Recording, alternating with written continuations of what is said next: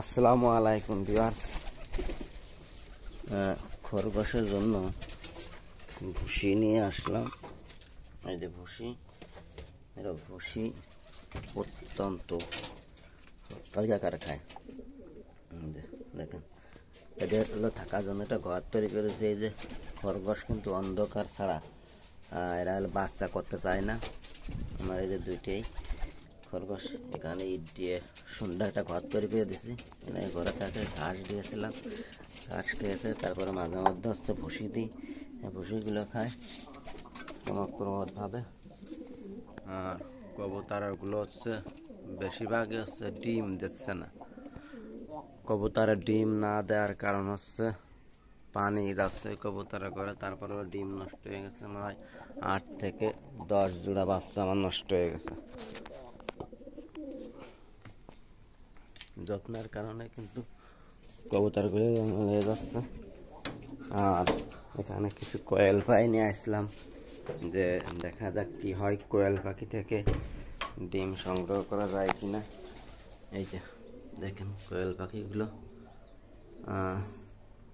আমার মনে হয় এরা একটা ডিম পাড়ার লাইনে চলে আসে। এরা হচ্ছে বেশিরভাগই হলো 200 গ্রাম যখন ওজন হয় তখনই কিন্তু ডিম পাড়ার একটা প্রবণতা দেখা দেয়। তারপর আমি এখন খাওয়াচ্ছি হচ্ছে আপনার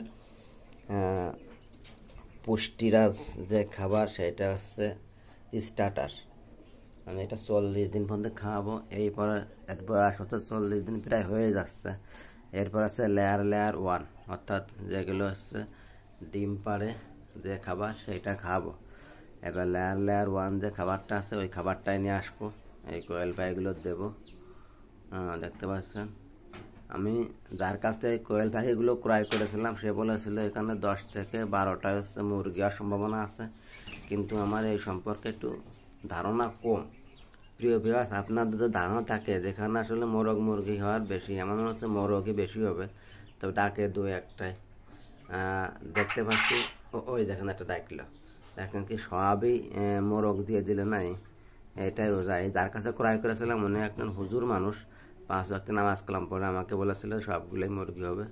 আমি 25 টাকা করে পিস ক্রয় করেছিলাম, 12 পিস খাঁচা সহকারে। তা আমি 5-7 দিন এদেরকে আনিছি। তো দেখা যাক, 2-1টা যে কুটোটা নিয়ে বসে থাকে ডিম পাড়ার মতো একটা ভাব ভঙ্গিমা দেখায়।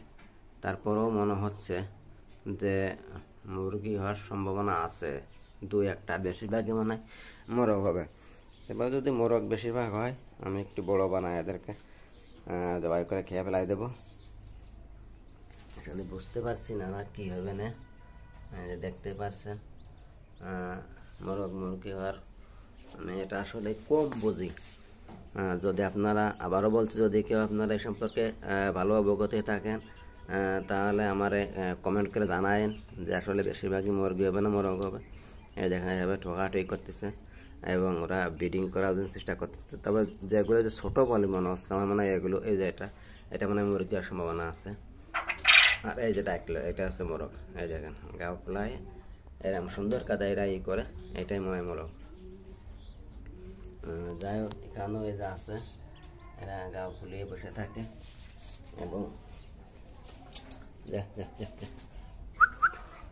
এটা দেখুন আমার এই মোট এইগুলোই এই জায়গা। এদেরকে আমি নিয়ে আসি আসলে ট্রেনিং করার জন্য, এরা কীরকমের খায়, কীরকম ডিম বাচ্চা দেয়। যদি বেশি আকারে ভালো মতো খায় এবং ভালো আকারে ডিম এদের থেকে পাই, তাহলে ইনশাল্লাহ আমি এই ঘরের মধ্যে 200-300 কোয়েল পাই নিয়ে আসবো। কিন্তু এরা খাবার খায় অত্যাধিক, বেশি আকার খাবার খায়, কিন্তু এদের রোগের পরিবর্তন, রোগ কিন্তু একদমই কম। অর্থাৎ কবুতর হাঁস মুরগির চাইতে কিন্তু পাখির রোগ কম। এই পাখিগুলো আমি লালন পালন করতেছি। দোয়া করবেন সবাই, এবং যারা এই চ্যানেলে নতুন প্লিজ চ্যানেলটি সাবস্ক্রাইব করবেন, এবং যারা অলরেডি সাবস্ক্রাইব করেছেন থ্যাংক ইউ সো মাচ।